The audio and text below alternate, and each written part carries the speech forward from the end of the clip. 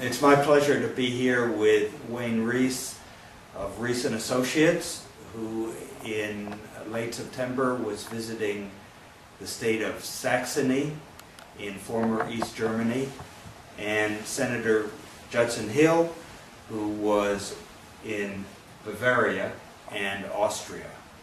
And we're going to go a little bit over their trips and see what their reactions were to what they saw. For instance, transportation. I understand you went to Munich Re. Yes. And that they are focused on transportation issues in Germany.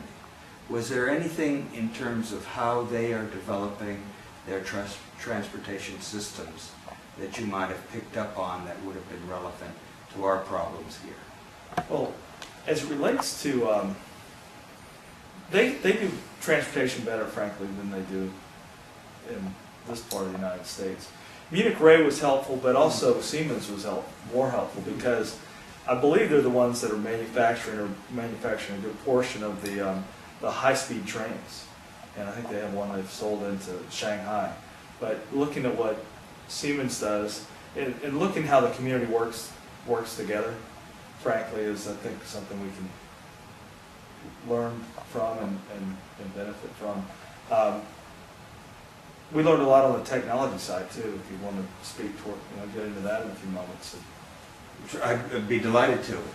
Anything particular on the technology side? We met with a group called BioPark and then also BioM, and essentially what they are is they're clusters that they've created in Germany, and they are a collection of the free market and the government and university systems coming together, and to say we want to attract the brightest professors, the brightest inventors, and we want to create an environment that a culture that really enhances everything that needs to be done to discover and invent a product and to get it to the market where we can make money.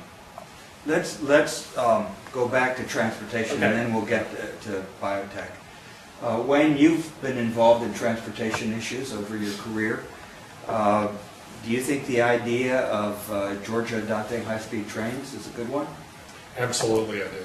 And I'm firmly convinced that there are some things that you have to have if you're going to be a major metropolitan area, if you're going to be a major state in the global economy.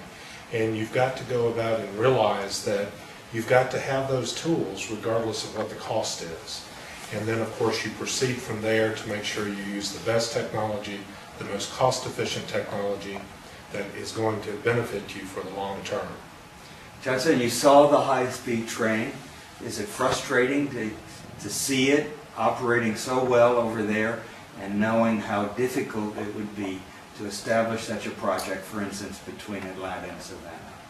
I think a lot of it comes down to priorities and money.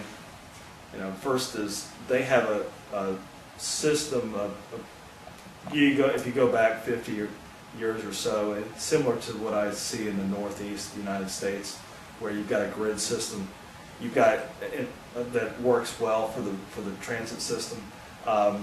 They also have city centers that we don't really have a city center for Georgia and for Atlanta. They have a lot of people live in high-rise buildings, apartment buildings, and also you have a lot of concentration, a high density of people and population where we tend to spread out into neighborhoods. They do that a lot in the Northeast as well, where there's a higher density and a patchwork of transportation, a spider web, if you will.